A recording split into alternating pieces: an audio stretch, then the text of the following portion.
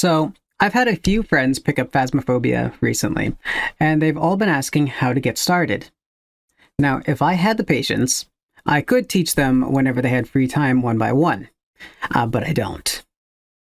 And if I cared, I could meticulously search through many tutorials to find one that could concisely teach how to play while maintaining a tone that is conducive to their individual learning styles.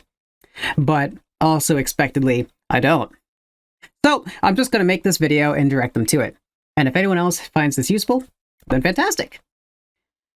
And if you don't have the time, then I'll also be uploading a shortened version for people who can't be bothered.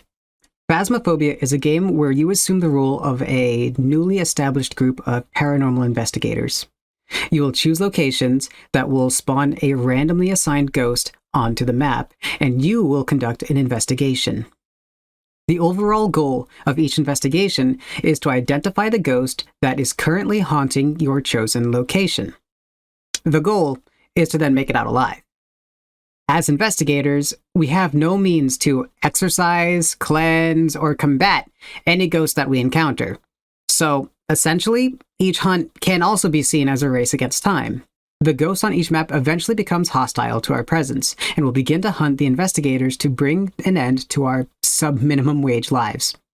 How you determine which ghost is on the map is through a process called differential diagnosis, which is a term that I once heard that was explained to me as pretty much the process of elimination. So you'll need to start collecting evidence that the ghost leaves behind as it interacts with the environment. A ghost can only leave behind so many kinds of evidence, and you'll use those to identify the ghost. The kinds of evidence to search for are EMF signals. Located with the EMF reader, if any ghost interacts with the environment, it will leave an EMF signal. Listening for noises around the location that were not made by any players is a great way to hunt down potential interactions. While a reading on the EMF reader shows that an interaction has been made, only a level of 5 can be used as diagnostic evidence for identifying a ghost. Ghostwriting. Collected by placing a ghostwriting notebook on the ground near the ghost for it to write in. Because there is only a chance for the ghost to write in it, this is best done after locating a favorite room that the ghost spends more time in. Spirit box. Collected by turning off the lights, turning on the box to let it scan through different frequencies, and then asking the ghost questions. The game uses your default audio input for your computer, so make sure that it's set up to effectively use this. You will know it's working when, after a few questions, the X on the screen darkens to let you know that the game heard you. And you will know if you get a response back when the ghost symbol darkens and vocally responds to you through the box. Freezing temperatures. The more time a ghost spends in any room, the lower the temperature of that room becomes. Once a temperature becomes low enough, you'll be able to intermittently see your character's breath as they inhale and exhale, alerting you that the ghost is a freezing temperature ghost. Ghost orbs. Located by using a video camera, ghost orbs are small specks of light that float around any room that the ghost happens to favor. Only one room can have ghost orbs in it at any one time. There is no dust in this game, so if you think you see dust flying around the room in a video camera, that's probably ghost orbs. Fingerprints. Located by using UV light, some objects in the game, like doors, light switches, and windows, can hold on to fingerprints when a ghost interacts with them.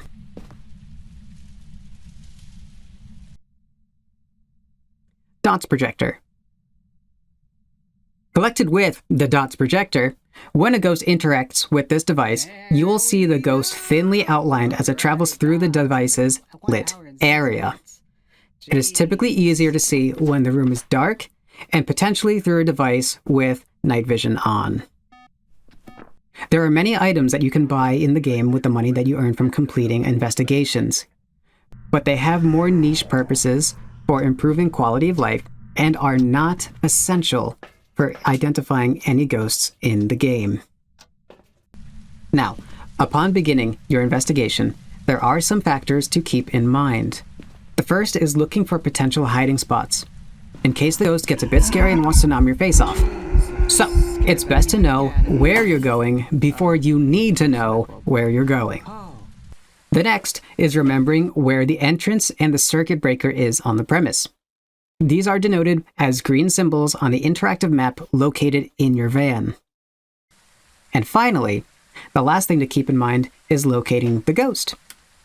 Which brings us to one of the most common questions we get from beginners, which is simply, what should I take first?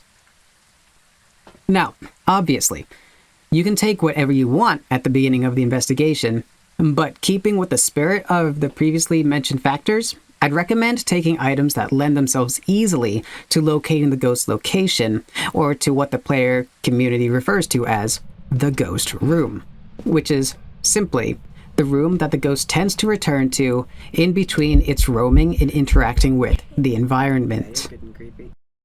These items include the EMF reader, the video camera, and the spirit box. These tools, in combination with being mindful of any chilled breath you exhale, can help you quickly identify the location of the ghost, or even potentially the ghost room.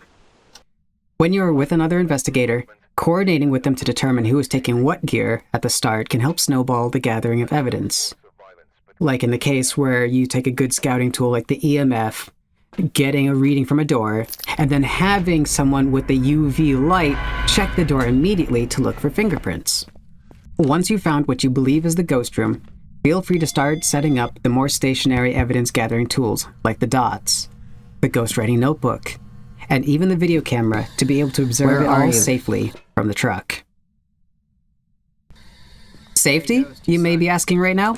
Yes, because at some point, the ghost will find your presence no longer tolerable and will begin seeking more aggressive means to see you removed from the equation, which is to say murder you. There are exceptions to this rule, depending on the ghost, but for the most part, once your team's average sanity, as reported from the graph in your truck, reaches 50%, the ghost may begin to hunt you and your fellow investigators to bring a quick end to your foray. That is pretty much the basics of the game. There are many items that can change how you play, provided that you've unlocked them and purchased them, and there are many ghosts and randomly assigned personalities that can adjust the way the ghost behaves that can dramatically change how the investigation will progress. There is a lot to learn about the game, and it all comes with time and experience. And if you want to learn more about the game, you can check out other content creators that have a lot more knowledge about this than I do. I personally suggest InSim. He has put in thousands of hours into Phasmo and has recently made it to above a hunter level of 1,000. I'll put the link to his YouTube channel in the description. And, just as a heads up, this game does not have scripted jump scares, but due to the organic design of interactions and events, you can still run into the occasional accidental one. Alright, with that, you should be all set to jump in and learn the game the way we all do. Painfully. I hope you all enjoy the game, and if this video helped you, don't forget to like it and leave a comment if you'd like to see more content like this.